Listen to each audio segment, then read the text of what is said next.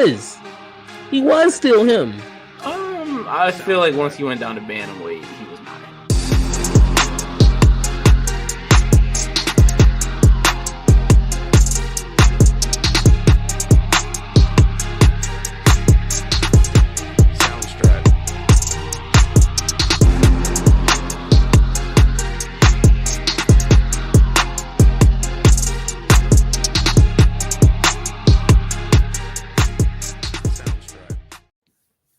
Road to Gold family, we're back in the building.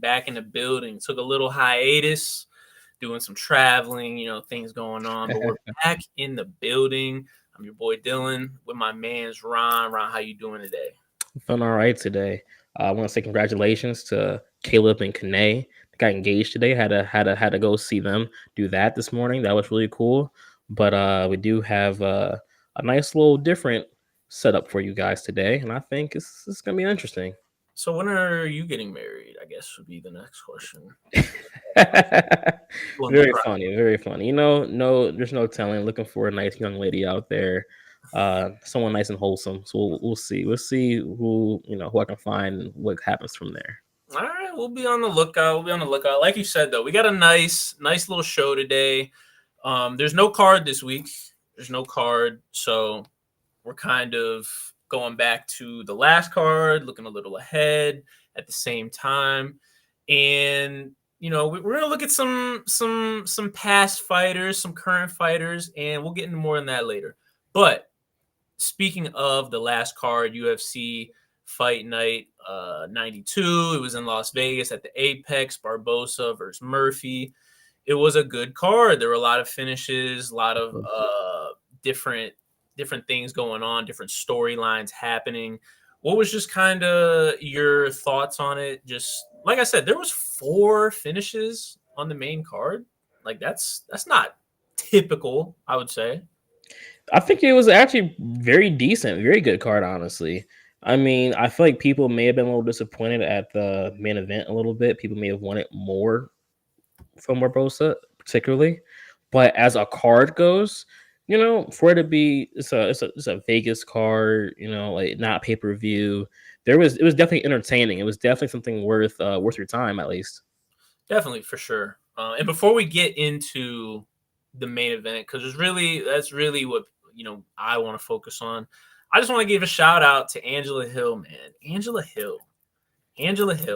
She is she's not really the strawweight queen, because we know that's Joanna. But Angela, man, she just finds a way to hang around. What she was, I think, 12.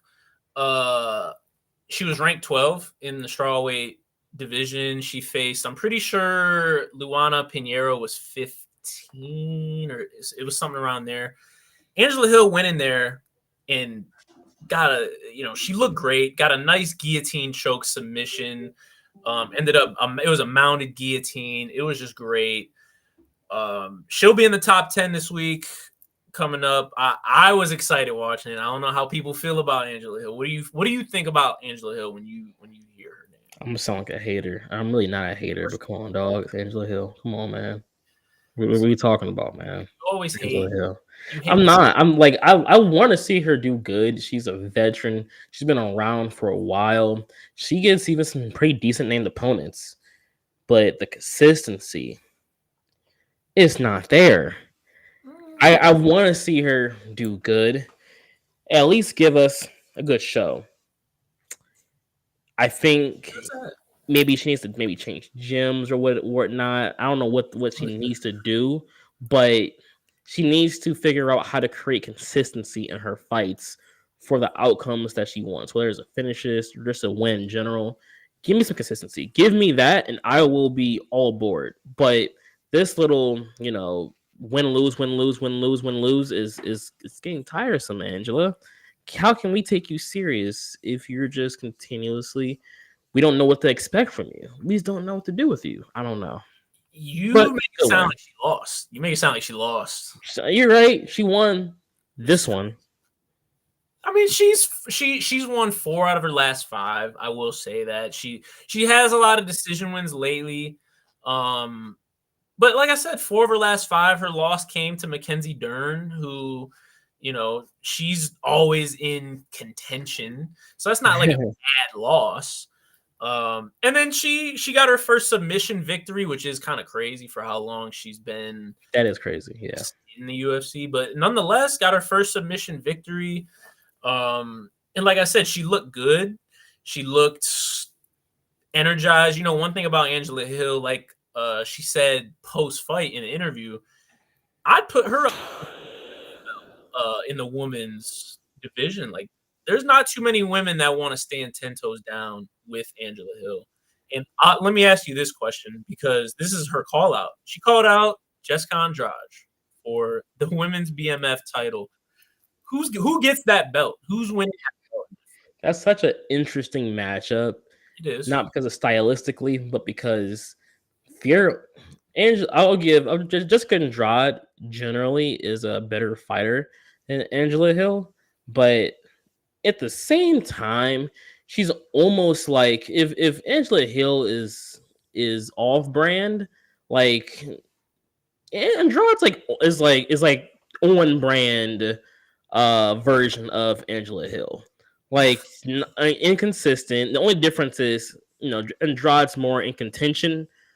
It's multiple divisions than Angela Hill, typically finds herself in.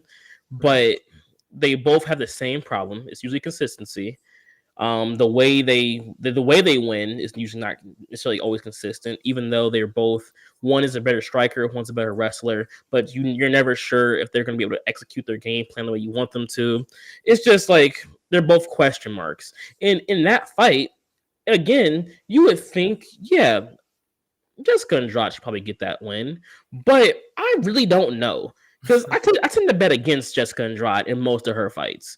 And then the fact that she's facing Angela Hill, someone else who I typically might think about at least betting against, though she is lower in ranks, the fighters she goes against isn't necessarily the same quality. I just don't like her fight style. I don't like the way she kind of goes about a lot of her fights, though I do respect the way she does go about her business. Putting them two against each other, I think it's perfect to see who is the most mid, and we'll find out. See, I can't let you disrespect them like that. It's the women BMF, man. They're women BMF. I like that. They stand 10 toes. It's not too many women that are like, hey, I'm gonna stand 10 toes down in there and we're gonna scrap, like true scrap. Now they got skill, they got all that, but at the end of the day, when you see Angela Hill fight, when you see well, I'll stick with just Angela Hill. When you see Angela Hill fight, you know that you're gonna get a scrap, win or lose. So that's something just to look out for, just to, see in the future, maybe.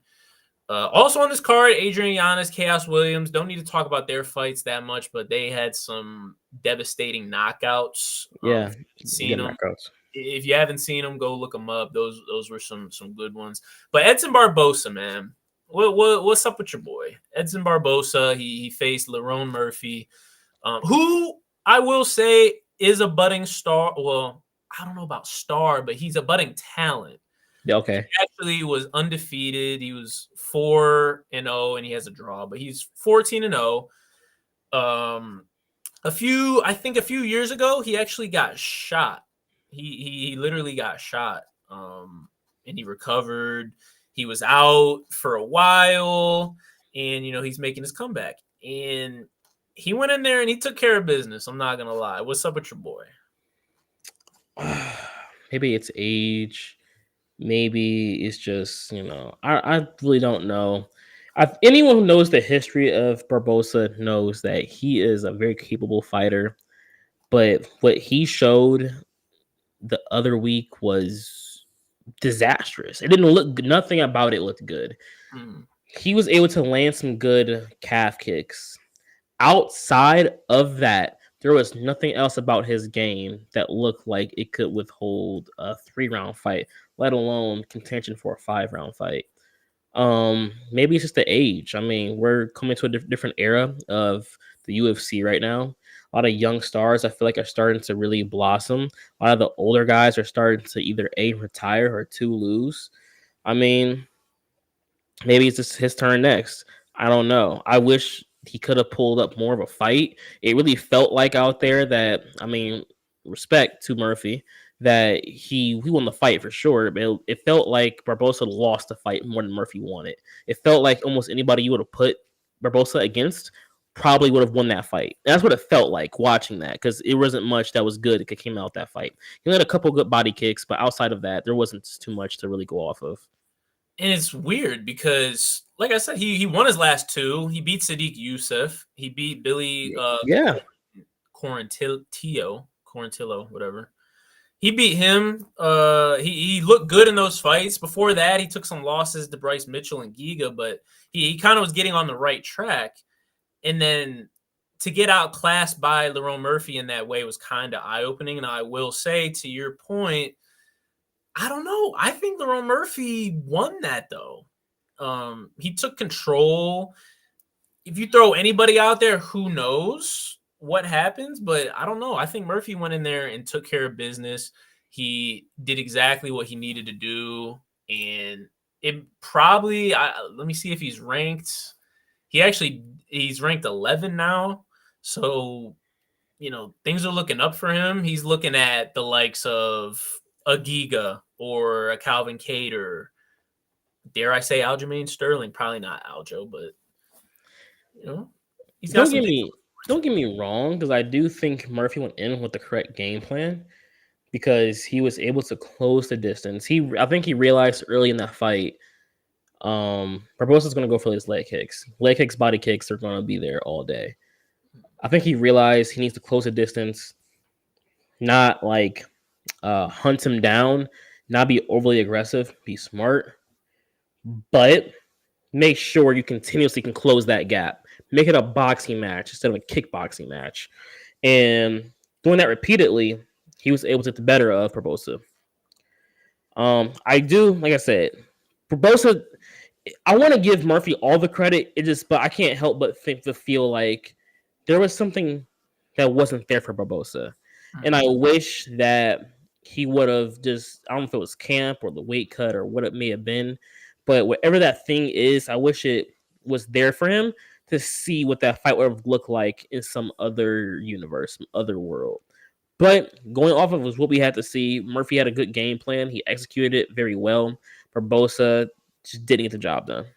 Well, it's also interesting because, like you've mentioned, Barbosa is on the older end of things, and he's making that cut to 45. He fought a lot of his career at lightweight and, couldn't get the job done up there. So he said, hey, why don't I drop down to 45? And he's had success off and on. But you got to start looking at things like the weight cut. Weight cuts only get harder as you get older. And when you get over that, 35, 36, 37 threshold, you got to really take stock in, hey, do I want to make this weight cut? Is it worth it? That's why we see guys like Conor, who he's talked a lot about. I could probably get down to 155, but do I want to do that? No, I'm fine at 170. That's why we're seeing him at welterweight. There's a lot of stories like that. Should Barbosa go back to lightweight? Lightweight's kind of sticky. It's kind of crunchy. It is. Very much is.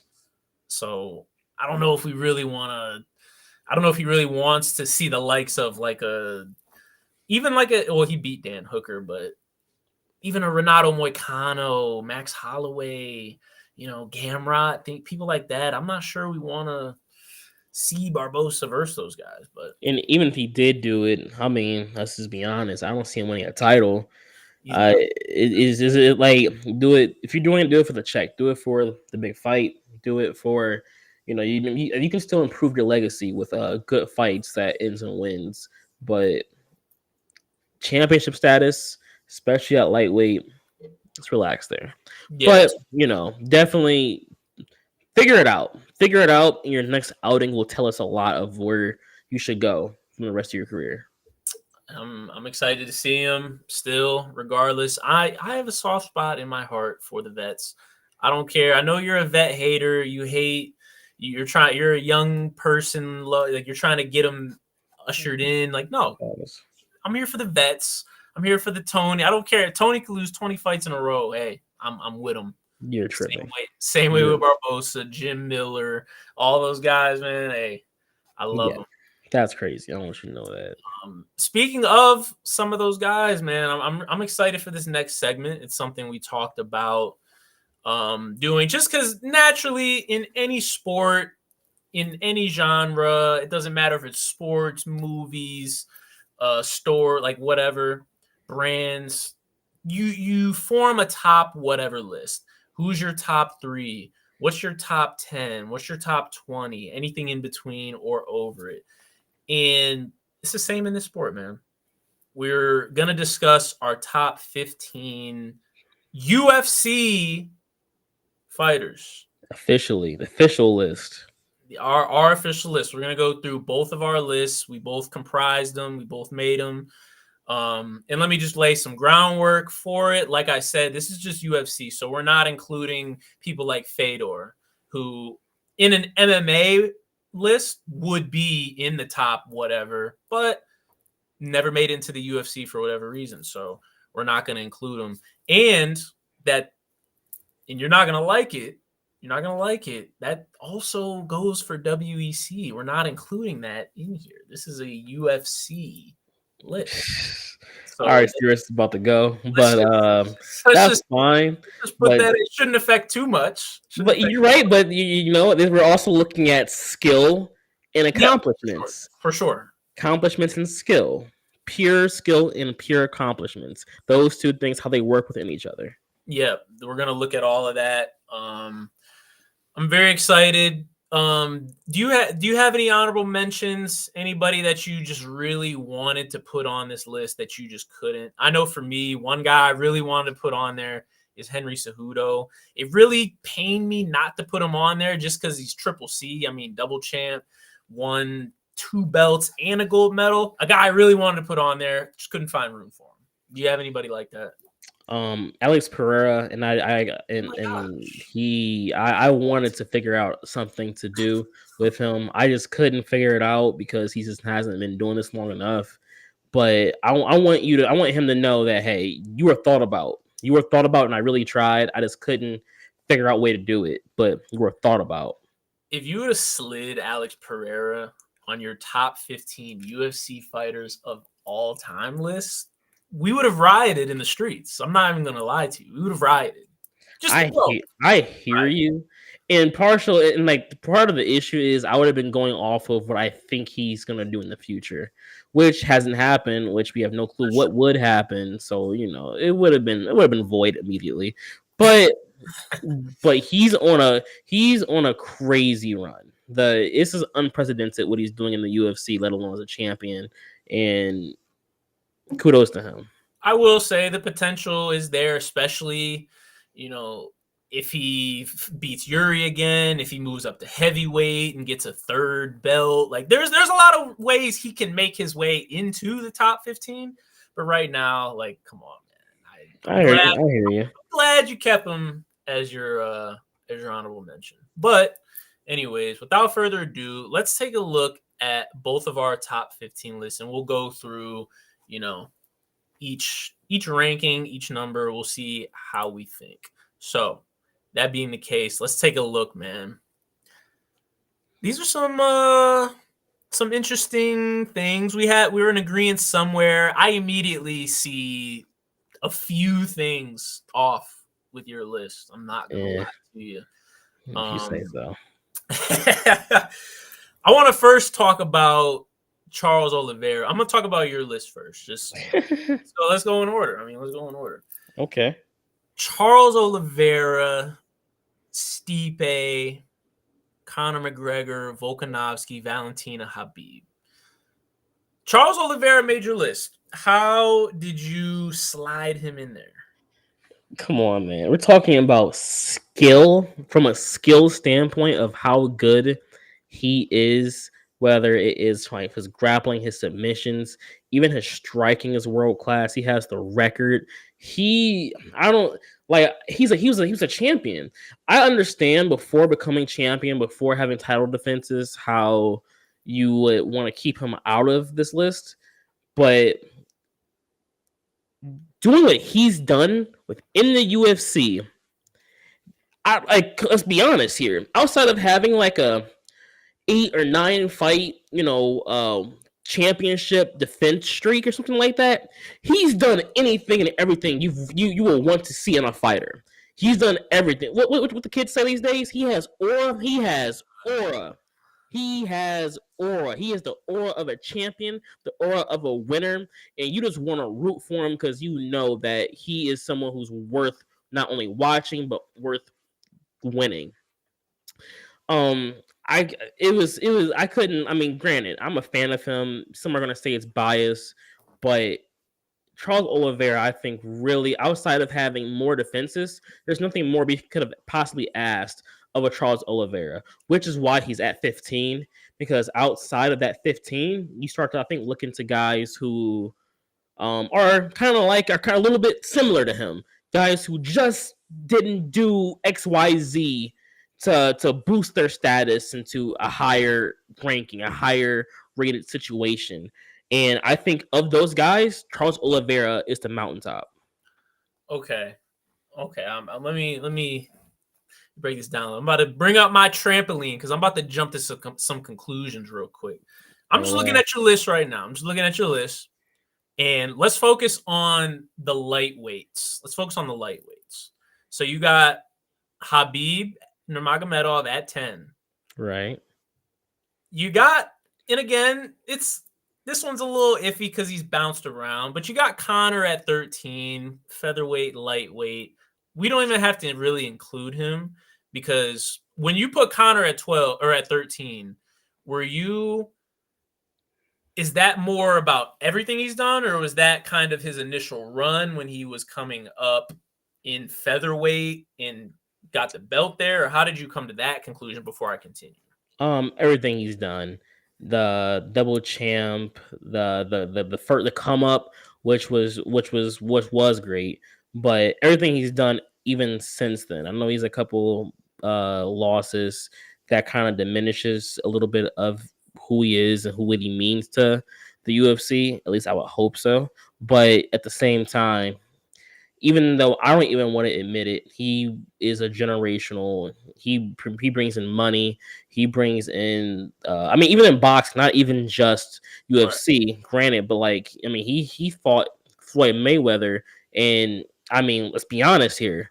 He did a good job. He did a good job. He did. I mean, that's not mixed martial arts UFC related, but at the same time, like Conor McGregor, for him to not make a top 15 list, I feel like is a tad disrespectful, though I don't like it at all. But I have respect for him. Okay. Now back to my point. I agree with the stuff you're saying there. For people that can't see, I have Conor McGregor as my 15 spot. I know the boxes are kind of blocking it, but let's just talk about the lightweights again. So we don't even have to include Conor in there. You got Habib at 10. You got Charles at 15. Are you ready to stamp Charles Oliveira as the second best lightweight ever? I would I would love to. I honestly will. I think again, Charles has done everything you would ask of a fighter. Outside of having like 5, 6, 7 defenses, I mean, there isn't a reason why someone wouldn't consider him one of the best lightweights ever. And if you're not considering him that, I can only imagine defenses is the only reason why you would have him outside of that. And if that's the case, I'm going to respect that. And I understand because you can't, I mean, having defenses as a champion definitely does mean something. But so does finishing off any opponent that walks in front of you. Being able to, they know what you're going to do. You know what you're going to do. And if it's not going to end in some knockout, it's going to be rear naked choke, guillotine, triangle. It's going to be armbar. It's going to be some kind of leg lock. It's going to be, they know what you want to do and they can't stop you still. And because of that, I mean, let's just be honest. He's done anything and everything you've wanted him to do. I mean, no, I do get it. He does lack those defenses, and not everybody on this list is going to have 5, 6, 7, 8 defenses. Right. There's other things to the sport. I will agree. When it comes to literal skill, he's arguably the best jiu-jitsu practitioner in the sport. maybe since like Hoist Gracie. So I'm not mad at you putting him at 15. The lightweight debate gets a little iffy for me. Guys like BJ Penn, I just really respect. Like guys like that I have the utmost appreciation for. Into what he did for lightweight and how he did it, when he did it, with who he did it. But so I get Charles there. Now I will say Stipe that low kind of shocked me. It kind of did. The greatest heavyweight of all time at 14. It's a little low. So I think my thing was that the reason I had him that low is because I feel like everyone above him has not only a moment but a claim to something that was bigger than just like them winning some fights in a division. I mean, don't get me wrong, he is like he's the heavyweight GOAT, but I think there is an argument for a couple other fighters that who are just as well rounded, if not were possibly more. But he had the defenses, he had the streak, Stipe's done everything you could ask for of a heavyweight. But everyone above him on my list has done that, and I think in more. I think he lacks the more aspect, which is why I had him at 14. The only name up there that I think that could even be debatable with is Kamaru Usman, but Kamaru Usman is, I mean, he's behind George St. Pierre, which so like his the standard of what he's done. He had to really claw, scratch, and grab at everything and anything. And it's unfortunate that George St. Pierre is the great that he is, but Kamaru Usman is another fighter that who you want to put in. He looked unstoppable. Anyone you put in front of him, it looked like it was going to be an L. I mean, even in the first fight with Leon, it was a dub. It was. And if that is a win, there's no telling. Like, that changed the course of history. That changed history. Because if he wins that fight, I don't believe he runs that back. He fights somebody else probably next. And, there's just no telling. So he lost that fight. I get it in the other aspects, but if he wins that, fights somebody else, there's no telling what happens there or who he would fight, because he would have cleared out the division at that point. I mean, it would have been a very great argument that Usman would have been the greatest welterweight of all time. No, yeah, I mean, Kamaru, he's stamped, so I have no argument there. I don't know. I just, like I said, I have Stipe at 9 just for some of the people. I mean, he took out Francis early. One, best 2 out of 3 with Daniel Cormier, who we both have in our top at least 6.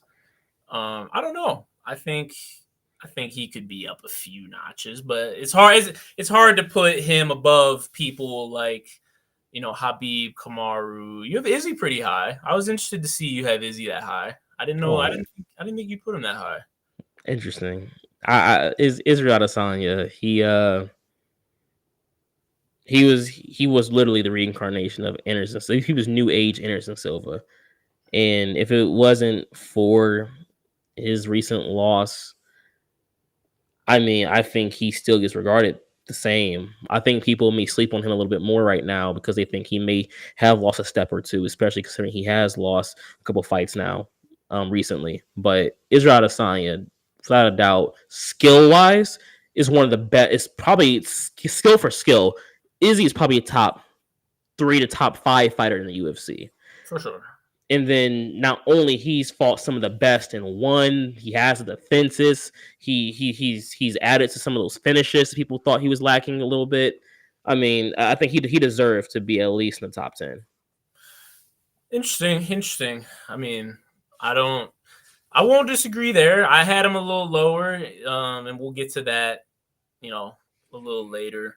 But, interesting to hear that. Last question I have about your list, man. And I'm sure that everybody watching is probably wondering, because that's the first thing I saw. Oh gosh, I know what it is. 6, brother. You got GSP at 6. outside of the top 5. You're lucky I didn't put him Wild. lower. That's kind of wild. Many regard him as the GOAT. I want you to know that. Many regard him as the GOAT. He is the greatest unanimous decision winner in UFC history.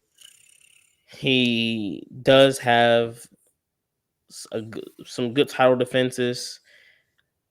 I think about this as like when you want to look back into basketball history, a main argument people like to talk about with Jordan is he was facing mailmen, garbage men, and like that's the situation he was in. Takes nothing away from the skill of GSP. GSP and Michael Jordan both had all the skill in the world. They were ahead of their time, which does give them the credit.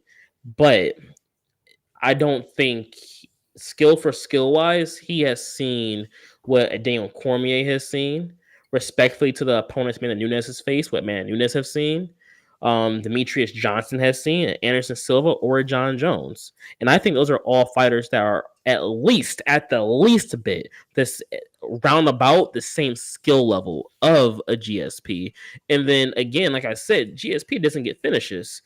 And I think finishes are important because the main thing about finishes is that it shows that consistent finishes show that you have the ability not to only put anyone out at any given time, whether it's by sub or knockout, but you're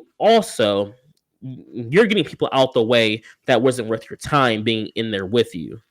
Like, granted, GSP, I mean, you can get some unanimous decision wins that feel the same way, but a lot of George St. Pierre's game was take you down, you get back up, take you back down. He was a pretty decent striker. I'll give him that. He's pretty decent. I wouldn't call him one of the most elite strikers. At the time of him fighting, he was considered an elite striker. But even at that time, I mean, there was only so many names that you would really put him up against, striking wise, like Anderson Silva, John Jones, a Young Jones at that point. There was a Kane, a Santos. Like there were some fighters that I would say all had better striking than George St. Pierre. And George St. Pierre, again, not only doesn't have finishes, but you're taking your opponents down, they're getting back up. It becomes like it feels very lay and pray-ish. I do respect George St. Pierre and his skill to do the things he has done in his career, but at the same time, I think he has a little bit of that Jordan effect. He didn't face all of the best possible talent. He's lost to some talent that wasn't necessarily worth his time. And if he had some more finishes, he'd probably be higher. I just want you to know, but many regard Jordan while facing plumbers, because I'm of that crowd that thinks Jordan's talent was very inferior to him. People still have him as the GOAT. I mean, we all know LeBron is really the GOAT, but but some people have Jordan as the GOAT still. So I don't know if that's a knock on GSP. I mean, at that time, he still faced the guys of the guys. Like he beat Bisping, he beat Matt Hughes, Frank Trey. Like he's beating these people. So you're so right. He had not 9 defenses, 9 or 10 title defenses, bro. He's put him at 6, brother. He's facing Josh Koscheck. At the time, do you not remember? No, don't get me. I do. I like Josh Koscheck. I did like him. So what are we saying? But there's a lot of people who like Danny Ainge too. Danny Ainge, isn't Danny Ainge a Hall of Famer though? Like, yeah, I get what you're saying. Obviously, the talent level nowadays in 2024 is going to be higher than the talent level in 2010. And I see, that's my point. I think it's okay to admit that and also be able to say that for his time, he was one of the best fighters we've ever seen. But as talent gets better, as these newer fighters do what they do against their opponents who were better opponents, and their skill level is also on the same par as a George St. Pierre, naturally, you have to put them above. I don't see how you don't. Like, being the first doesn't make you the best. I think he was one of the first greatest fighters in the UFC. And that is very respectable. Very. Hall of Famer because of it, and I wholeheartedly agree. But at the same time, I feel like you'd be sliding a Daniel Cormier, Amanda Nunes, a Demetrius Johnson, Anderson Silva. You'd be sliding them to say George St. Pierre is better than those fighters. It feels disrespectful to those careers and those legacies for what they've done. It's for me to put George St. Pierre above them. No, because when I say Tom Brady is better than Aaron Rodgers, that's not a ludicrous statement. That's not something where you're like, what? They were in the same era. It's different. It's different. How? But how is it's the similar thing. You're trying to say that because of his style, because of how he fought, that's talking bad on, on his skill level. Or even a different example, we could even say a Joe Montana. Joe Montana's he's okay. Older thing. It's not crazy for me to say Joe Montana. I would feel like most people probably have Joe Montana at number 2 on their all-time list. I see those people are wrong. And I think that, I mean, we can all have opinions. We can have opinions. You can have your own opinion, though. But that's not my point is that's not a crazy thing to think what Joe Montana, he played in, 19 whatever. It's not crazy to think that because he played then, his talent was quote unquote inferior, to think that he's better than an Aaron Rodgers, who that doesn't feel, we think has slightly disrespectful. Like a modern day guy who's seeing crazier looks, seeing more speed, seeing situations that a Montana has never seen, and then out there accomplishing it, winning multiple MVPs, doing something that literally Montana has never seen or done before, and being like, yeah, Joe Montana is better than him. Like that feels a little ludicrous. I feel it's slightly disrespectful to an Aaron Rodgers and or to a Demetrius Johnson and Daniel Cormier. And Amanda, it feels disrespectful for that to be the case if you're doing that just because we want to remember how George St. Pierre fought Josh Koscheck. How George St. Pierre fought, was it Matt Serra? How George St. Pierre fought like these other names. Like, I get it, and it was dominant. It was a great finish. It was a great fight. It went to decision, whatever happened in the fight. But at the same time, Daniel Cormier fought goons that were crazier. He showed more skill. He went through more adversity, and he got the job done, became double champ, a whole different, like, come on, man. Like, what are we talking about? Like, kudos to George St. Pierre and what he did for his time, but understand that time has came and gone, and now people are going to overlap you, and that is okay. But you're keeping guys like Anderson Silva in your top 2. What are we doing right now? What are we talking about? Your argument. You just said people of his time. You're talking about how his time, they're in the same time. I completely hear you, and I understand that. But Anderson Silva, I think even skillfully was a better fighter than George St. Pierre, because George St. Pierre's wrestling, don't get me wrong, was really good. He wasn't finishing guys like Anderson Silva was. So he had Anderson Silva. But I want to say, quote me, I'm possibly wrong here. Before there was a John Jones with the most title defenses, there was Anderson Silva with the most title defenses. Like, Anderson Silva has done more, I would say, than George St. Pierre has done, and that's why he's number 2. They both have damn near the same amount of title defenses. I don't know how many Anderson has, but I know it's not. If it is more than 9, which it might be, it can't be that much more. Where it's like, I'd agree. And I'm not even but trying. He has the finishes too. I'm not even trying to talk bad about Anderson, because I clearly have Anderson at 3. So I have Anderson highly revealed.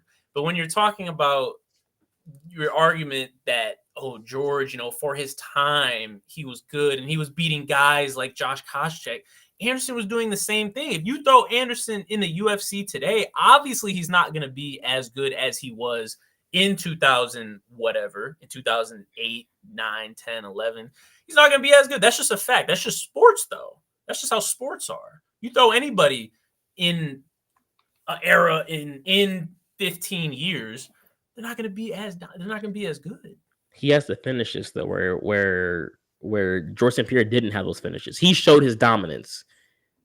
And not only did he show the dominance, he was playing around with the dominance.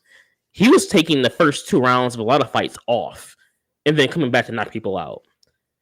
People were saying that he may be going through a situation where he's so dominant for what he's doing. It may be unfortunate that he feels this pressure to get knockouts, that he gets to take the first round or two off because he wants to showboat, talk to the crowd, and talk to his opponent and do these things. That he's essentially bored in there because for so many fights he was so dominant. Not only that, George St. Pierre has the longest title reign in UFC history of 2,457 days. The longest. You know what? I'm sorry. I gotta go to some stats because, like, I thought that's crazy that we're trying to compare Anderson Silva to George St. Pierre. George St. Pierre, don't get me wrong, is a great fighter, but Anderson Silva, we weren't even comparing them. Definitely, I've done more than George St. Pierre has. We weren't comparing them. I was saying your argument about timeline of fighters, about time periods. In that time period, he did more. It throws off Anderson's whole thing. He did more in that time period, though. He did more in the time period. But I'm saying he shouldn't be as high on your list if that's such a big criteria for you. Guys like Demetrius Johnson should be theoretically too. I understand, and I understand why you, and I get that. I would understand why someone will put Demetrius Johnson at 2 over Anderson Silva. But I wouldn't put DC over Anderson Silva because he's not as accomplished as Anderson Silva is in his own time period. Though he did fight, I would say, in a harder time period against crazier fighters in heavyweight and light heavyweight. I would say that he doesn't have the finishes, nor does he have the same accomplishments as Anderson Silva was able to do in his time period. The only thing you can go off of is the fact that he was double champ, the fact that he fought some crazy fights, and the fact that, I mean, he's also a Hall of Famer. And that's all you can judge off of. That's the only thing you can give Daniel Cormier the same, if not more, than Anderson Silva. Outside of that, there's nothing about Daniel Cormier's career that I would say was better than Anderson Silva's career. George St. Pierre doesn't have that same argument. George St. Pierre's argument is title defenses and what years of maybe dominance, possibly. Maybe that. We're not gonna act like he wasn't dominant. He might not have got the finishes that you want, and I understand that part of the argument. If he would have gotten a few more finishes, we probably would look at him just in a different light. But we can't say he probably, like, bro, he was dominant. He was very dominant. It's not like he had split decision. Like, he was 50-45ing people. That's, for what it is, that's dominance. He wasn't losing a bunch of rounds. He wasn't doing things like that. So I get what you're saying. I wish he would have got more finishes too. But we can't say he wasn't dominant. He was just doing it in the most, like, lay and pray way. He was winning in a 3-round fight. He was winning 2 rounds by just wrestling you and not grounding pounding, not getting submissions off, just being on top. And you may have won 1 round and he won the fight. Or in a championship fight, he would just take you down, get back up, take you down, get back up, take you down, get back up. And throughout the entire fight, if that keeps happening, he won the fight by unanimous decision. Like, he has a few fights. I mean, I sound disrespectful right now. He has a few fights where he really showed his dominance, where he showed that he can get the finish, that he is the striker we think he is the grappler we think he is. But over the course of his career, he did not show that over a lot of fights. Outside of just being there and getting the takedown as the opponent got back up and doing that whole thing all over again, it was almost like he was just doing enough just to win the fight. But he was good enough to do enough every single fight. And that is why I have beef with George St. Pierre. Yeah, like, you say just do enough, like he was scraping by. He wasn't just scraping by. He was doing enough as in he knew what he had to do, and he did nothing more than just that thing. That's just his style. That's his style. He say, hey, and again, Should he be the greatest? Should he not? That's up for everybody's interpretation. But again, he wasn't going in there and just scraping by and eking by and doing things like that. Like, he went in there with a game plan. He said, "Hey, I'm going to take as least damage as possible, and I'm going to dominate as much as possible." Is that a fan favorite compared to Anderson Silva, who's in there, joshing around and showboating and doing stuff? No, it was definitely way more fun to watch an Anderson Silva fight than a GSP fight. But when we're talking about, who accomplished the most, who did things like that the most, I don't know if fanfare should be a number one thing. You know what I'm saying? Like, I don't think it should be that. I get that, but this is also the other issue because the names are below him as well. The thing with that is that I think from a skill perspective of the fighters they fought and the finishes they got, we could say Jose Aldo, Israel Adesanya, Kamaru Usman, and Khabib particularly. I would also throw in Valentina, have been more dominant in their fights against a lot of their opponents than George St. Pierre was. Granted, George St. Pierre was more accomplished because being champion and how long he held the championship belt outside of Jose Aldo. Jose George St. Pierre it was hard for me to figure out. You don't want to include WEC, and I get that, and we're not even going to go down that route. But I'm just saying, I get. I think Jose also has a conversation for George St. Pierre, but outside of Jose Aldo, Israel Adesanya, Kamaru Usman, Khabib, and I say even Valentina have shown to be more dominant, get the finishes, have a title, and defend it we would say this is objective, but in a better way than George St. Pierre has.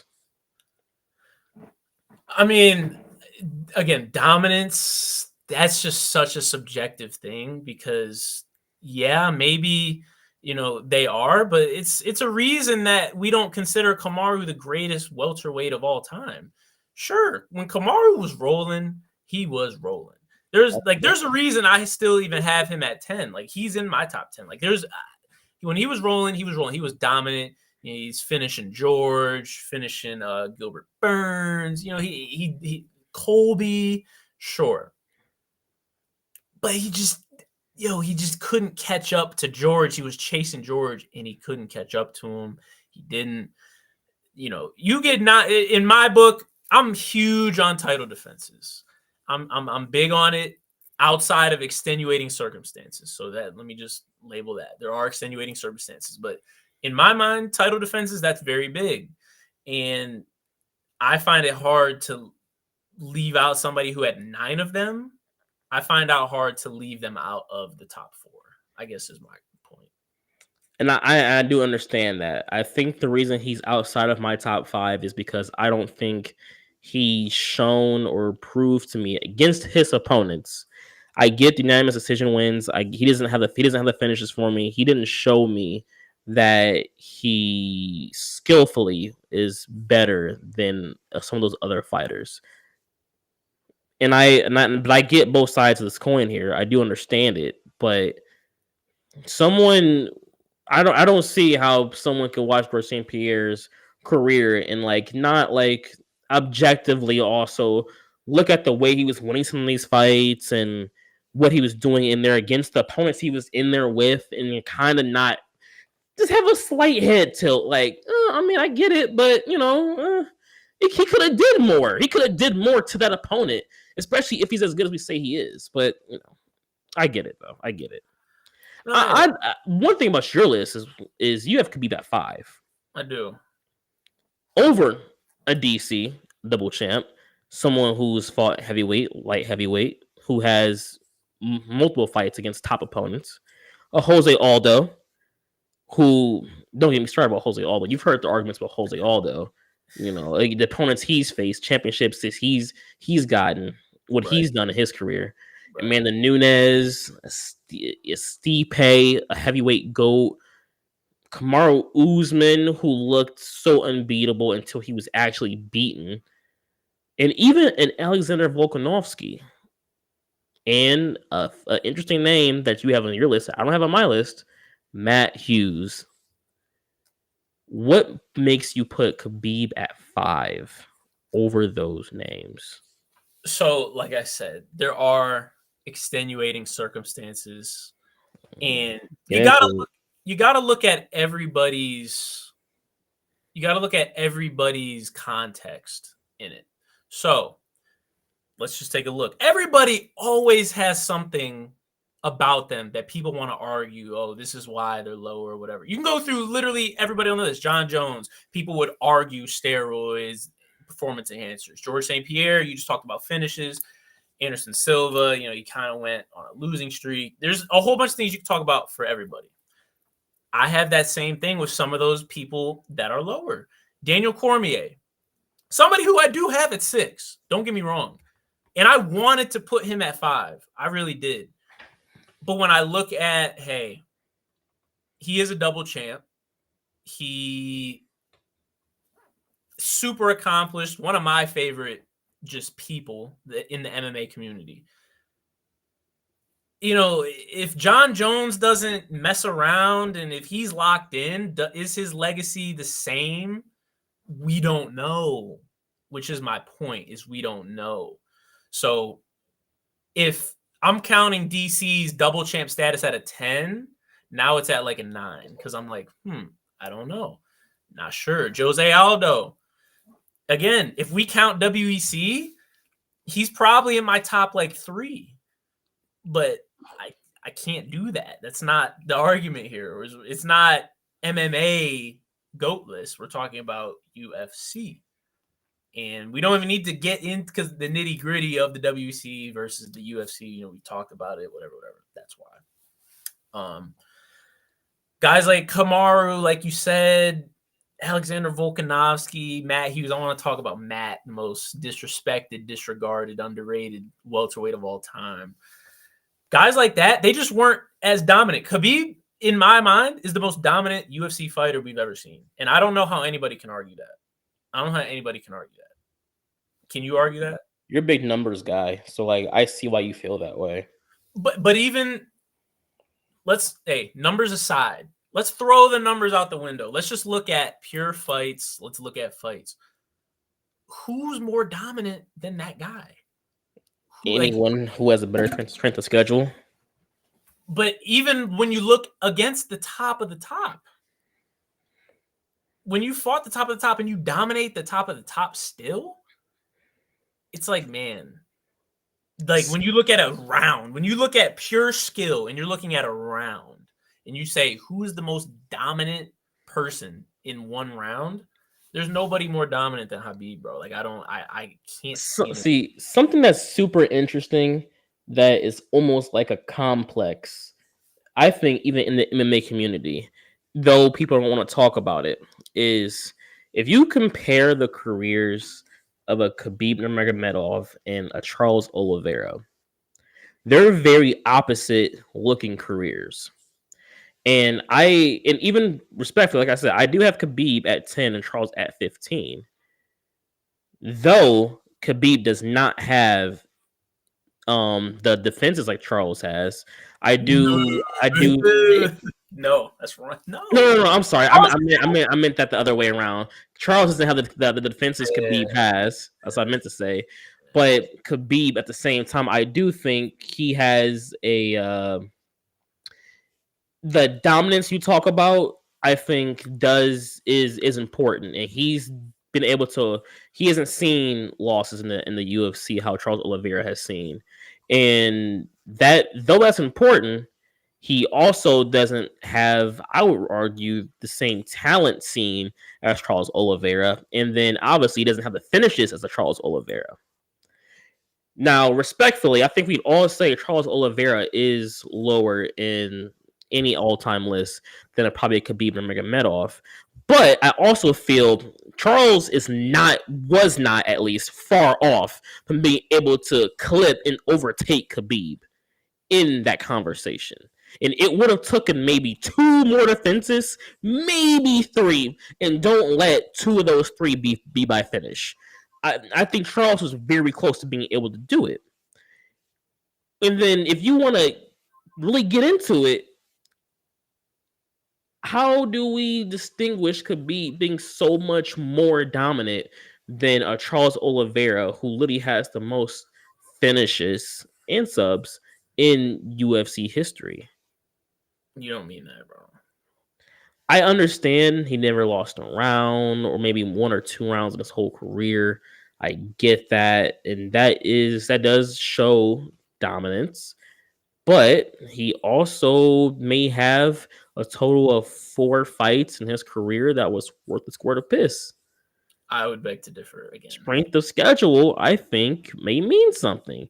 Whether you've won or lost those fights, I think the person who you fought, if you fought John Jones 10 times in your career and you won 3 or 4 of those fights, though you did lose most of those fights, you don't get credit. Now, I'm not what you're going to say. You don't get credit for losing those fights as well, but you fought John Jones. No one really thought that you were going to win those fights in the first place. The fact that you won a few of those is already like, hey, that guy's decently legit. If he did this, he probably could have fought ABCD and also got some wins against them because he was able to do this against John, the GOAT, where I feel like Khabib played it every step of the way. He played it safe. I feel like and that's not a knock against him because I know a lot of fighters, especially when they're first in the UFC, they want to take their track a little slower. They don't want to just jump into the fire, and that's I think very smart. But he didn't see a lot of those better ranked. He didn't see Tony Ferguson. He didn't face Charles Oliveira. You know, he didn't face these opponents that I think we all would have wanted to see him fight. But he didn't do it. And I mean, it's not a blemish. It's just I wish I would have saw more to confirm his dominance. Okay. And here's what you're not realizing or taking into account. And it's perfect because we can literally correlate this into real time because we're seeing it in real time with his cousins. We're literally seeing it. You act like Khabib chose to say, like the Sean O'Malley. You think Khabib is Sean O'Malley, and he's not. He's literally not. The fact of the matter is Khabib was so dominant early on out of the UFC in his first fights in the UFC that people were not trying to fight him. We see it with Umar. There's a reason that Umar Nurmagomedov is the 10th ranked UFC fighter and he's in a title contender match with the number 2 man. It's because 3 through 9 are not accepting his fights. It's the same thing that happened to Khabib. It's the same thing that happened to Islam. It's the same thing that's going on. These guys are getting ducked. So it's not a matter of, oh, I'm only going to take the fights that I want to fight. I'm going to do this. If you hear them talk, and again, I hate to keep bringing up Islam. They do the same thing. They say, hey, anytime, anywhere, send me location, like I'm there. And that's how Khabib was. And contrary to popular belief, he has names. He has the Rafael dos Anjos, the Michael Johnsons, the Edson Barbosas of that era. Like he does have that. So it's not like he was running from the grind. In fact, it's the opposite. He was so dominant, people were running from him. I hear you. And no, you go. Khabib, I don't know how much I want to lean into people were running from him because I have a hard time believing that there's, especially in the lightweight division, there's a lot of gamers. There's some gamers in there. And yes, you'd probably say, well, he fought Gaethje, he fought a gamer. You know, he had fights like that against guys who just don't care. They're gonna fight whoever they want to fight. But I have a hard time believing the entire division was ducking this man. I think it was more of a Dana White sees that in possibly sees the avenue he's going on, that's his trajectory, and instead of allowing a possible situation of allowing him to lose and switch things up with the money, his trajectory, with how dominant he could possibly be, how big he can possibly be, he decided, let's just give him some top opponents. Not only that, let's give him opponents that stylistically he's gonna beat. It reads into the lore. It gives more money because though Khabib isn't a big talker guy, he has that kind of conveyed energy that whatever you say you're on, I'm on too, and it's gonna be 10 times crazier. He has some bars out there, and some of his interviews he talk crazy a little bit too. So he may not be like a Conor McGregor attention grabber, but he knows how to talk his shit when he wants to. And I feel like this is almost a Dana ploy. And there's nothing wrong with that because he did it with Sean O'Malley. Granted, I think Sean O'Malley was a top 5, top 3 worthy guy when he was at like 10 or 11 or whatever. But I also think he deserved to earn it. He should have earned it. He fought Jan, and I think Jan won that fight. It was a close fight, very close fight, which whatever, it is what it is that he won. But I think he lost that fight, and I'm sure there's a couple other opponents that probably also felt he didn't deserve that fight, let alone a fight that was close that he maybe should have lost. And now because of that, he's champion now. He's now a champion because of that jump they took. I don't believe people were trying to duck Sean O'Malley. Dana White said, "Let's just put you into stardom." Dana didn't say that though. Sean said that. Sean said, "I'm not fighting anyone in the top whatever. I'm fighting who I want to fight." That's what he said. I'm saying Khabib didn't say that. There's no way Khabib said, "Hey, I'm gonna fight Gleison Tibau. I'm gonna do that." Like, he didn't say that. There's no way you think that Khabib sat there and did that. He was just trying to give. And again, we're seeing it with Umar. Umar, I've seen it in real time. I see him call people out on Twitter. I see people call him out after, or I see him call people out on Twitter about fighting. Like, I see it in real time, and I see people duck him. And that's in bantamweight. Bantamweight's a stacked division. Guys like Cheeto don't want to see him. They just don't. They don't. Peter Yan, like, they don't want to see him because they know what's in store. They know the risk of taking that type of fight at their spots, at their ranking. They just don't want to do that. And that's what I'm saying is kind of what happened to Khabib. Now, I'm not mad at people putting Khabib around, 6 or 7 because strength of schedule should matter to an extent. Guys like John Jones fought the best that the light heavyweight division had to offer in his heyday. I get that. It definitely matters to an extent. But he does have names more than people think. And the thing is when he did face that higher competition, he finished all of them. So it's like, I don't know. I don't have any reason to believe that it wouldn't have continued to go that way.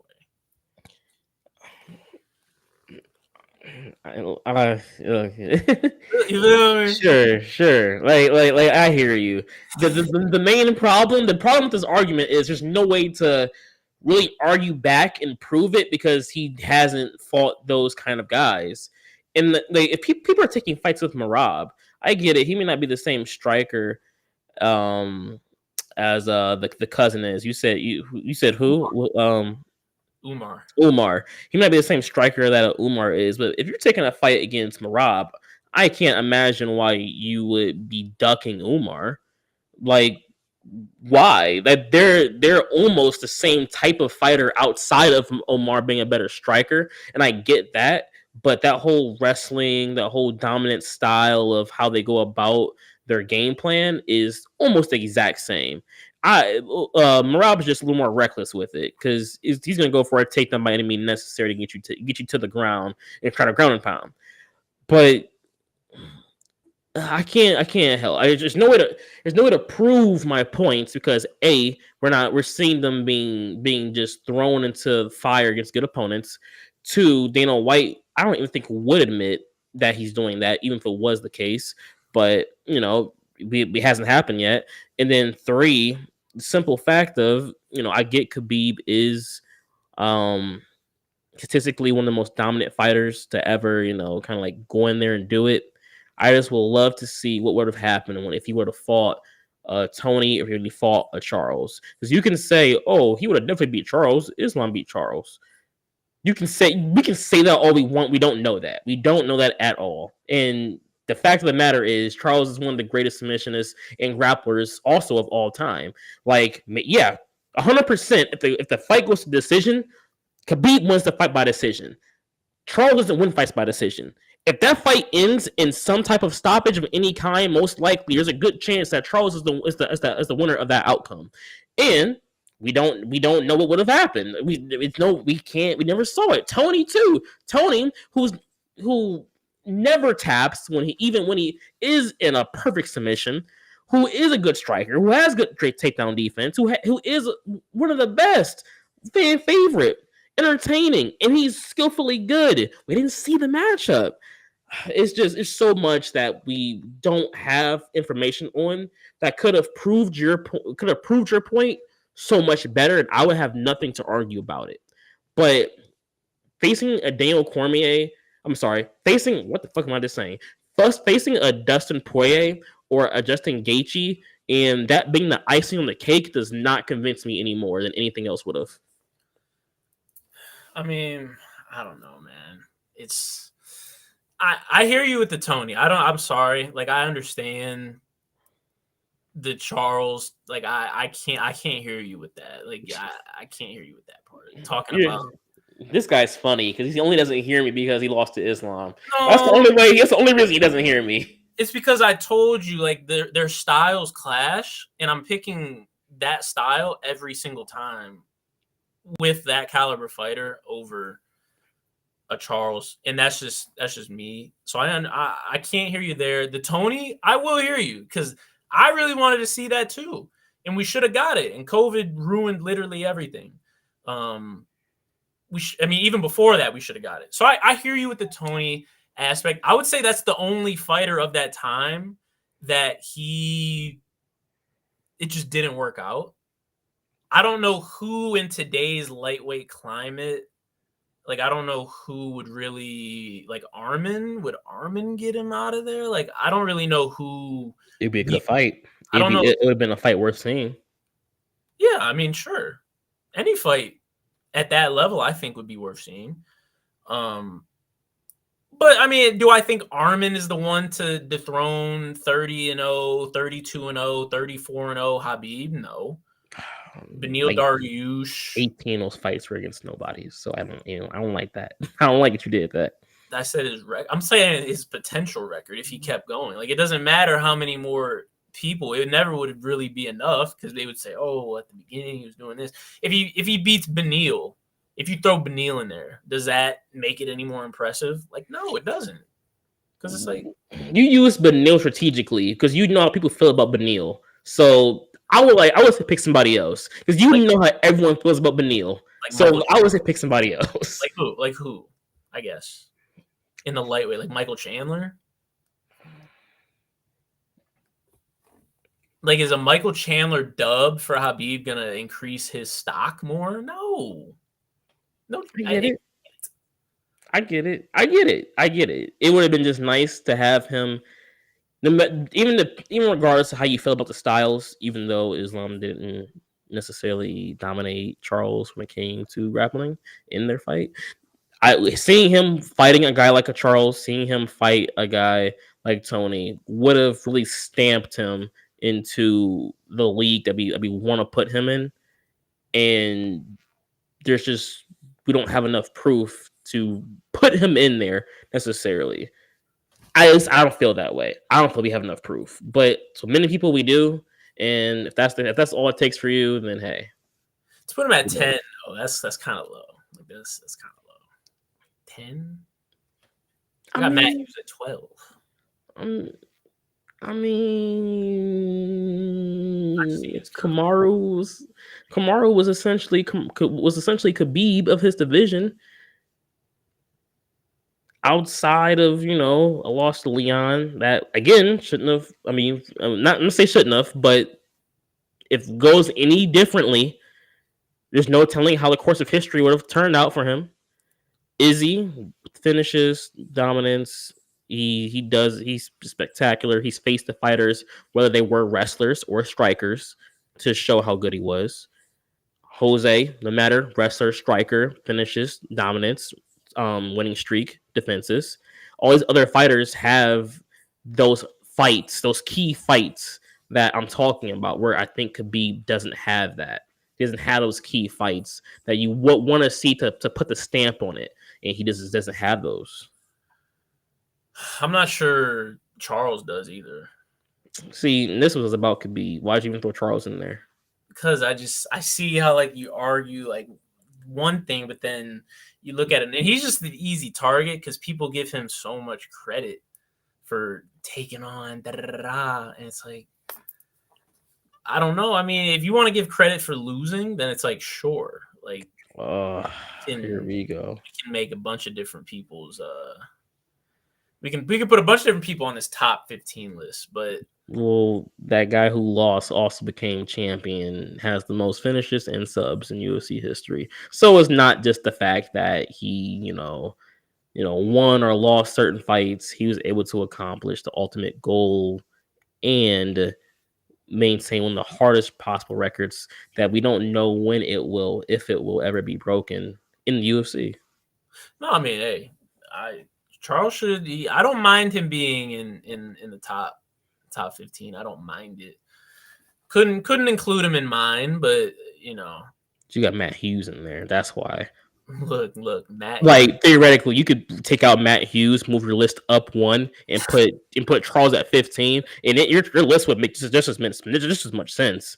But you have Matt Hughes in there. That's the reason Charles isn't in there. Because look, this is the one where I'm probably out on a limb. I'm not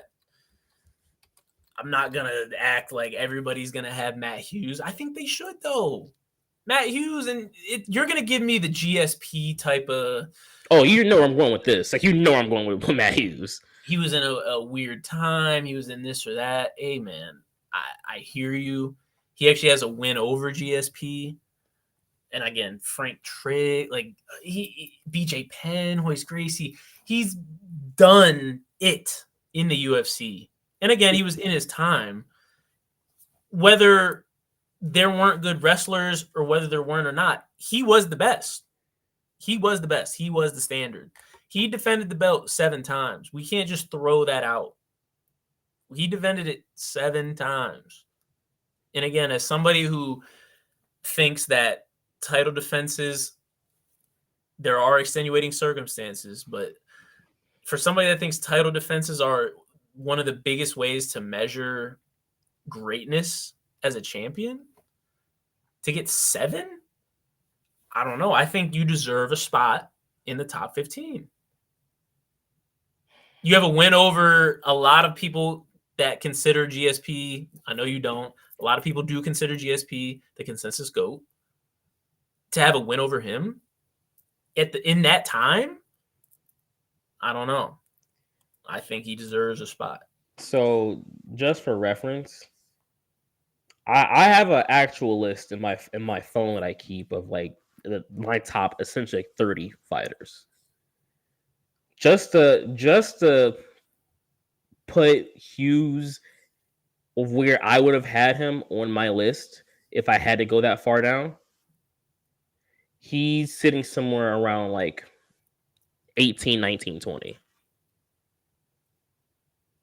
It's kind of, I mean, it's your list. Hey, I'm not gonna argue your list. It's kind of disrespectful for somebody who has 7. You defend the title 7 times, and you're kind of shuffled down. I hear you. I get it. But me personally, I can't ignore that. That's a huge thing for me. I can't ignore it. I understand. I just wish he for what he did, what he was doing at that time. Like, yeah, I'm sorry. You could put him. Maybe I would swap him and Izzy if I could go back, just because I feel like Izzy's. But I mean, even Valentina. The only name I understand why you may not like what him below or above is Connor. Like Connor staying below him makes sense to me. I understand why. Even Valentina.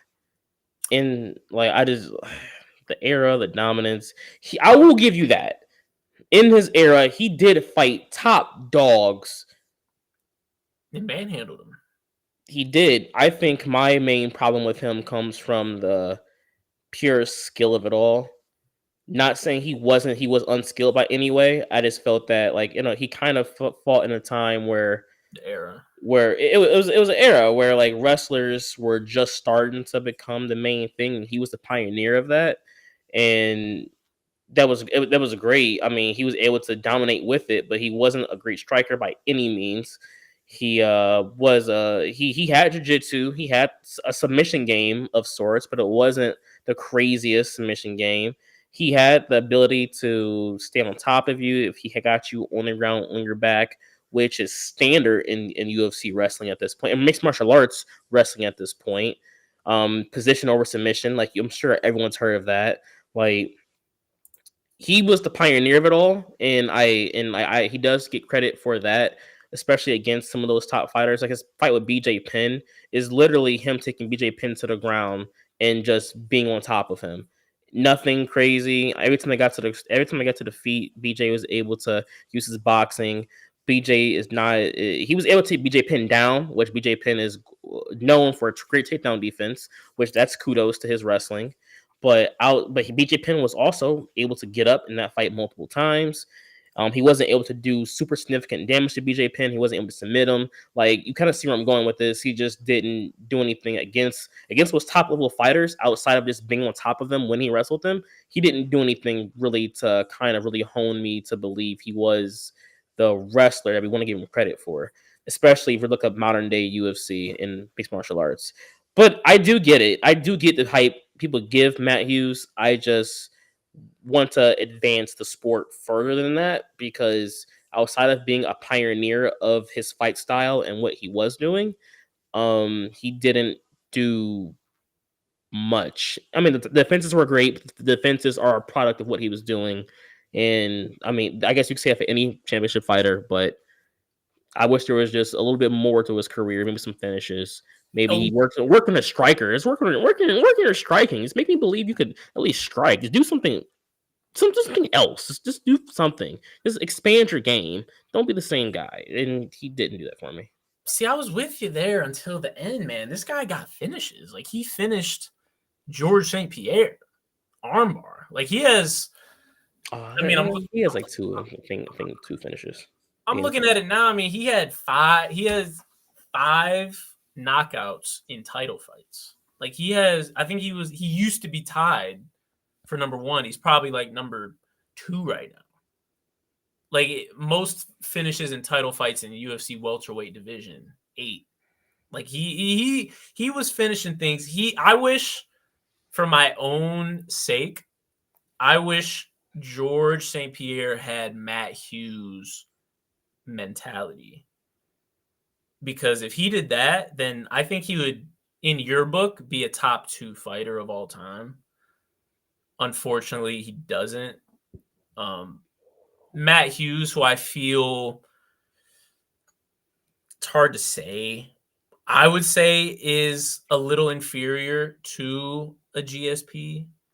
And we kind of seen that towards the end of his career. He started to lose a little more.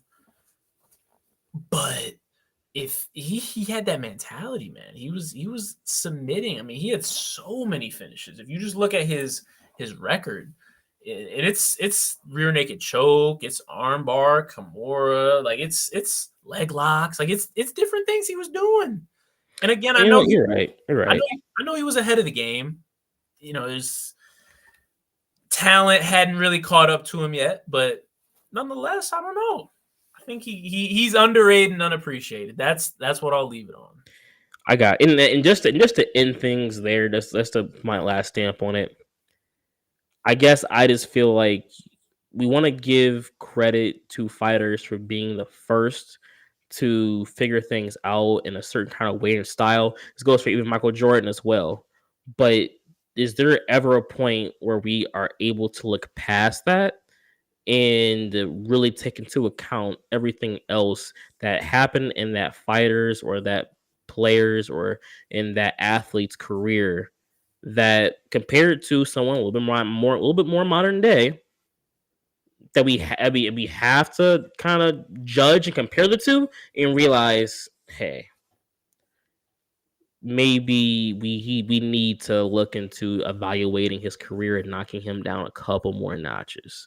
And that's all I want people to do, is just challenge your way of thinking and don't just look at the black and white, and don't just accept it because it's been told to you and you're just known for that. And I mean, the Jordan thing is, there's more to that because there's the rings and everything, but like even when it comes to a fighter like Matt Hughes, let's just expand on the comparison between him and some other fighters, and I'm sure we'll see that maybe he isn't necessarily the guy that we want to remember him to be, or maybe he is, but in a different era, which we should be able to objectively look at as well. And it's okay if we do. Okay, I mean, hey, I just want you to know you're opening a dangerous can of worms for 10, 15 years. When 2035 hits, when 2040 hits, they're going to be looking at our lists and they're probably going to be picking it apart and saying, like, Daniel Cormier, why is this guy on here? He, back then they couldn't be like, I just want you to know. I'll understand it. I'll get it. I guess. I'll get it. If the next generation is out here facing the best, they're showing that they can. I don't know what the next level of what we're seeing right now is. It seems like the fighters are so good. I mean, how can you evolve even further? But assuming there is an evolution again, whatever that evolution may be, if that is what's prominent and what is the norm in mixed martial arts, and there's fighters going through that to win championships, to win belts, and yada yada yada, hey, I'll get why DC should be lower on your list. I'm gonna understand it.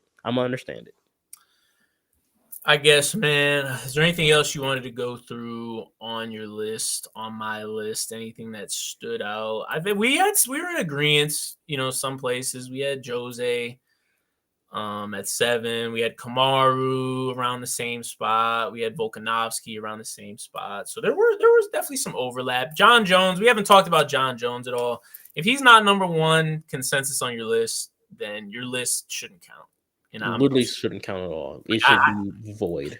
Like, I get, because what I can already hear some people saying he took performance enhancers and he did this, he did that, he 12-6 elbow. I'm sorry, like I am not hearing you. I want to sound like a fanboy when I say this. I'm gonna sound like a fan. I'm prepared to sound like a fanboy. Oh boy. I don't think there is any fight, no matter how you want to go about, the enhancers or the 12-6. I don't think there was any fight John Jones didn't go out there and he fought and he fought to the best of his knowledge as honestly as possible. I think he truly, because the one time he was popped, he genuinely did not know. But everyone knows John Jones used to be a partier, took some bad pills that were from China. They do a whole bunch of stuff in that warehouse. There was like a super low dosage of whatever that enhancer was in that medicine. He got popped for it, and that was one of the L's, or that was one of the disqualifications to DC. But in the record books, it goes as, oh, he was enhancing. Like, I truly do not believe he did that with the sole intention of, I gotta get stronger, I gotta get bigger, I have to cheat to beat DC. I don't think there's any fight he's ever won about trying to go out his way to cheat to win it. I do not believe that at all. No, I mean, I don't know. John is a wild boy, so maybe I feel like I want to also agree with you and say that. But nonetheless, I mean, even if you throw out his fights with DC, or his fight with DC that got overturned, like, because that's when he got popped. I still think his resume speaks for itself, the things For he sure. did. And to do that at what, 23, at such a young age, you're the UFC champ at 23. Like, imagine like Chase Hooper right now being UFC champ for like 10 years. Like Crazy. that's kind of crazy to conceptually think about. Like that's wild. That's what John did. He was 23, came in, got the belt, beat everybody. Beat everybody. Beat Leota. Beat Rashad. A good Leota, a good Rashad, a good Rampage. Beat You could Rampage. talk about their age if you want to when they fought, but they were in good shape. They were in good form when they fought those fights. The only fighter who was around the same age and was able to do it similarly to as long is Jose Aldo. But people want to discard some of his career. But hey, I'm just saying Jose Aldo's the only person you can talk about who did it. Well, this isn't a WEC podcast, so I hear you there. Hands up. Hands up.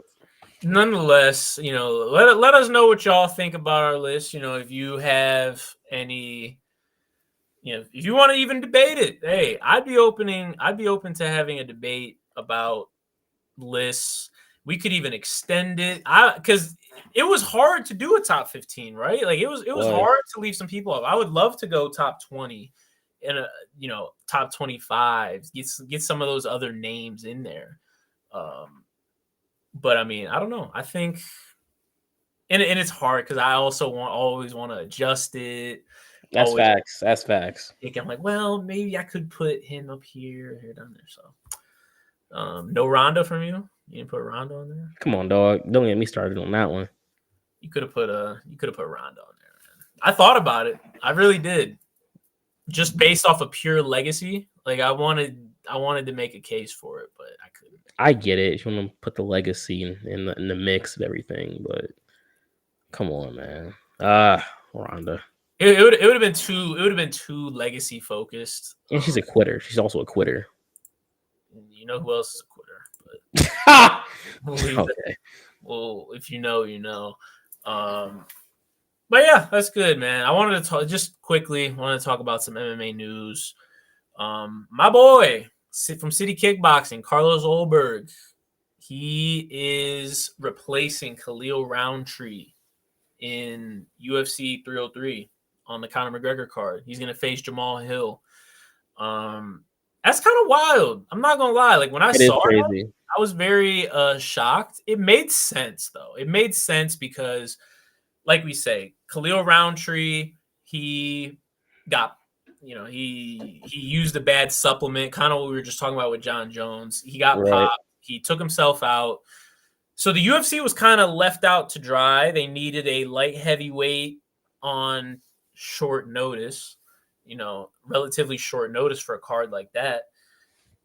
And Olberg just had a fight. He looked great. And he was undamaged in that fight. The fight lasted like 12 seconds. And he didn't be damaged against Alonzo Menifield. So it looked like in hindsight, it makes a lot of sense why they did it. But this is quite the step up. This is quite the I would say so. What are you thinking about it? Stylistically, this is super interesting because we know what we would have gotten out of a Roundtree versus Hill fight. I think Hill would have been a tad on the back foot a little bit. He would have had to be a little more skillful in his approach. Roundtree would have definitely went about trying to just decimate him the best way possible. But I think that at the end of the day, Jamal Hill being as powerful, being as good of a striker that he is, he probably would have came out with the win there, just because Roundtree is a little more aggressive, if you want to use, in his approach. But Olberg isn't that. Punches and bunches, volume, technical skill, speed, finesse. He is all of that. Yeah. And Jamal Hill, I think Jamal's mind, he thinks he's that with power. Right. And so I'm very curious to see how this fight plays out, because I mean, this could be a nice little bug. This could be some good chunk in here. No, it definitely is interesting, like you said. And I mean, if Olberg pulls this out, I mean, it's crazy to say. You beat Jamal Hill, you're in the title picture. Like you're literally in the title picture. Yeah, You're for in the sure. top 3 because at this point he is of that caliber. I mean, he's fought for the belt. He's held the belt. So if Oberg beats him and he's facing Pereira, he's facing Yuri, he's facing Jan Blachowicz, that I'm excited for that. I don't think I'm crazy for that. I'm not gonna lie. Maybe you think about maybe he wins that fight, giving Reyes a chance. Just to see if he's able to get back in the mix some kind of way or not. Because I would say, granted, if Reyes was to somehow beat an Oldberg, you would still have to have him fight at least one more opponent. But it's given. We talked about strength of schedule earlier. We talked about some of those wins, some of those losses. We talked about some of that stuff a little bit earlier with some of those other fighters. I think Reyes has had a terrible luck of the draw when it comes to the fighters he's faced and the skill that they and how good they are. And definitely, I mean, a loss is a loss. So you lose X amount of fights in a row, you got to keep on kind of just falling down that ladder. But so much promise before fighting all these champions and former champions. Maybe you have him fight a top ranked guy just to see if he is still of that caliber. I don't know. I'm just kind of throwing something out there that I would like to see because I do like Dominic Reyes. I think he's had a bad draw at how everything's kind of worked out, but there's ways you can go about that. No, for sure. And I mean, Dominic Reyes, he has a fight with Dustin Jacoby coming up in about, I think it's on June 8th. It's on the Louisville Fight Night card.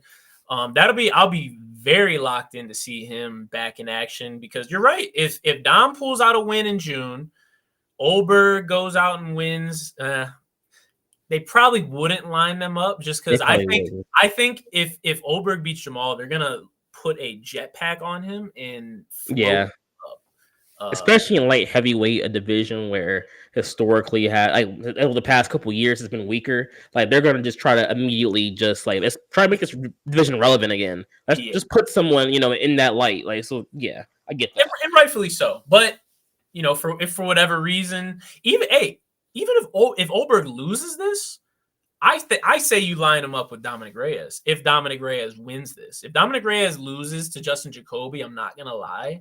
It might be time to pack it in, save your brain, especially if he gets knocked out. Like I don't want to see that. Yeah, I get that. But yeah, I line it up with Oldberg if he loses. But or go to middleweight, maybe go to middleweight. His chin's gonna be glass if he goes to middleweight. At middleweight, you think? Bro, it's gonna be like the Pereira effect. You go down. I feel like, especially if you're used to being at a heavier weight and you go down, your chin's just. I mean, we've seen it with TJ, Pillashaw. Like we've seen it with Cody, his frame holds up more in middleweight. He's already a smaller light heavyweight. He'd be like a medium size to bigger middleweight. Hey, if that's what gets him on the winning track, I'm with it. Last thing, your boy Ian Machado Gary, MVP on that same card. What do you that's going to be, I don't even know if that's going to be a good fight. I don't know. I have no clue. That has all the possible makings to be the boringest fight possible, to be completely honest. But depending on what kind of Machado we get out there, it also has the makings to be a very high skilled matchup. I really hope it's not a steering contest, but I know Ian loves to evaluate his opponents while fighting like all the time. I think MVP has he evaluates, but he also loves counter striking. And against Machado, who I don't think is going to allow the opportunity to counter strike. I'm very curious to see how that fight plays out. I really hope there's at least 100 significant strikes between the two of them. I just hope we get that at least. No, I feel like we should, especially because MVP knows he's on the border of becoming like a figurehead for the UFC. Like if he goes out here and has another performance like he did against Kevin Holland, he knows he's going to get thrust forward. He's going to be on all the posters, all the videos, things like that. So I don't think he would go out there and have a boring fight, especially with how he fought Holland. I think he can do that with Machado. He was darting in a lot. He definitely loves the counter. That's definitely his main thing. But even when Kevin decided, like, hey, I'm not gonna go first, MVP was like, all right, I'll go first, but I'll do it in my way. I think he could do that with Machado. I hope Ian doesn't run like he did last fight, Oh which god, he probably won't. He probably won't because he was facing a heavy-handed Jeff Neal last fight. So it was maturity. It was maturity, is what it was. well, maturity, schmurdy. I get why he fought that way. I don't think he does that with MVP. I feel like it could be though, like we said, it could be kind of when people were talking about MVP versus Wonder Boy, how it's just kind of two opposites stalemating. Could be a super exciting masterclass of pure striking. So Facts. I don't know. We'll have to see. That's lining up to be a very good card. They're getting some fights on there for your boy Connor, who we'll talk about. We'll talk about Connor. We'll get in more detail about that for sure. We'll get into some Connor talk. He's in a lot of the headlines, and I think he's locked in. But we'll talk about that. I don't know. Good show, man. That's some good talk. Like we said, if you want to shoot us your lists, would love to talk about them, even debate them. Hey, if you think Habib shouldn't even, if you think he should be 10, hey, tell me why. I'll probably out debate you, but tell me why. Just do it. That's all I got, man. You got anything else? Look, like, subscribe, share, comment, debate, all that. Retweet, favorite, bookmark. If you got it, use it, do it. Do that for us. Yes, We will talk. We'll try to respond to your comments. Try to, if it's definitely something worth talking about or worth interesting enough, we'll even talk about it on the show. for sure, man. I appreciate